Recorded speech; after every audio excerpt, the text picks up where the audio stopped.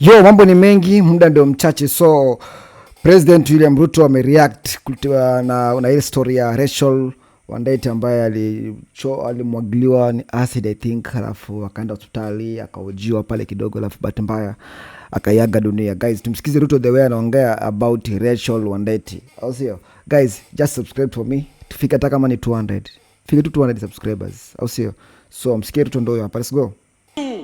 Mwenye mnawaita Wakenya wengine wasaliti, mpaka mama Rachel Wandeto ameuawa kwa sababu ya chuki yenu, kwa sababu ya ukabila yenu, kwa sababu ya profiling ambayo umefanya Wakenya wengine eti ni wasaliti. Siku moja mutajibu, na Kenya hii hatuwezi kukubali, hatuwezi kuwaruhusu mutuuzie ukabila, mutuuzie chuki, mutuuzie blackmail.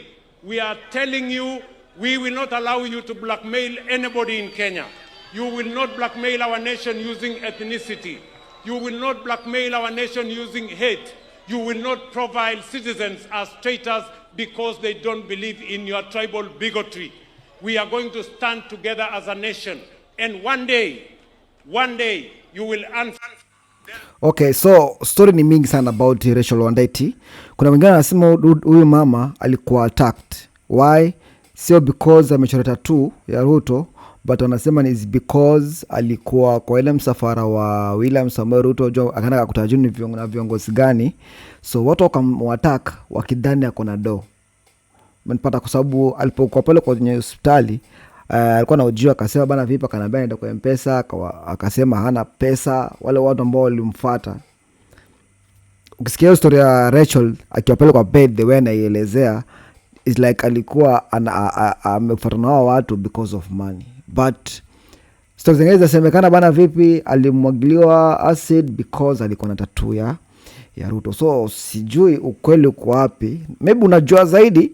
Tuambia kwenye comment hapa ni kitu gani kimejificha kata hizi story mbili. Story ya kwanza, watu wanasema bana vipi huyu alimwagiliwa acid kwa sababu watu walidhani ako na do.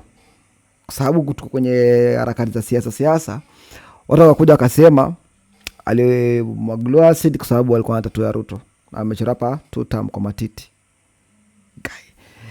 Tusifikie hapo guys, tusifikie kama ni hivyo, tusifikie hapo guys. Hata kama unafuata mtu kumuibia, basi mbona muibia hadi umfanye hivyo, umwagilia acid for reason? For what reason mama watu?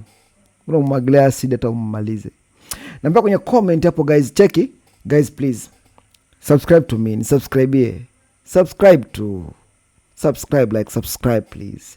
Tufike hata 500 guys. Tunapambana guys, subscribe to. Let's count 1 up to 3 to subscribe. Then 1 2 3 subscribe. Subscribe. Thank you so much. Ubarikiwe walai. Tukienda na moyo hivi tafika mbali guys. Thank you for subscribing. Let's meet for another video. Kuna moja interesting inakuja. Let's go.